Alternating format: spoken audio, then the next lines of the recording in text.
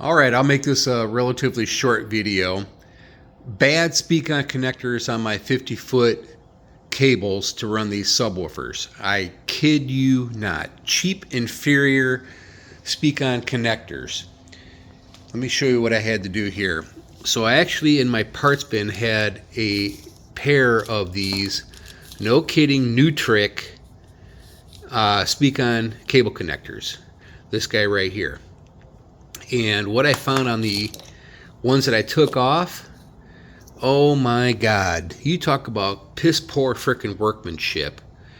First off, unequal length here, and they tinned the ends, which is not necessarily a bad thing, but it surely makes it hard to frickin' get on there. And these cheap knockoff ones are a two-piece unit where this sleeve doesn't frickin' connect in here tight. It's almost impossible to frickin' get a good tight connection. And the other one, I replaced both ends. So I just cut this effer off and I put on genuine frickin' Neutrik Speakon connectors. These are 12 gauge cables. Had to splice and dice, but there's also a special screwdriver you got to use on these little frickin' ends here, and it makes your world much easier. See those screws there? And these ones aren't even frickin' labeled. I mean, but you can tell the quality and difference with these ends here. These things are built for frickin' prime time. I mean, they are seriously frickin' stout.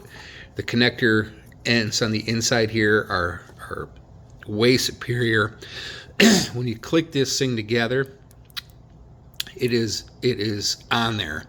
And when you screw the wires down into these Neutrik ones, they are in there forever. And then you plug it into the speaker and it works.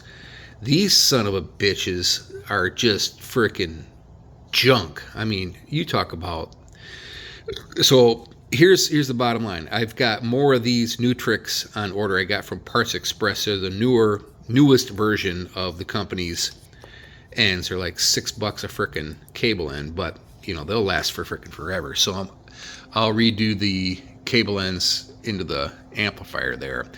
And lastly, I thought I would get away with just tightening up these screws because they were all loose. They were put together loose. These screw ends weren't tied down. There was a loose connection on the ends there.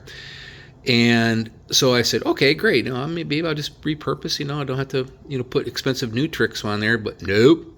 As soon as you take this fucking sleeve off, you can't get it back on over the cable. It's impossible.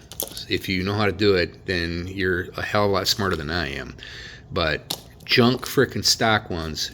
If you're ever going to rebuild PA, gig, stage gear, speaker cables, pay the extra money and get the frickin' Neutrik. That's all I'm going to say. And get the correct screwdriver. Because if you use a Phillips head, it's not going to cinch down tight enough. All right, later.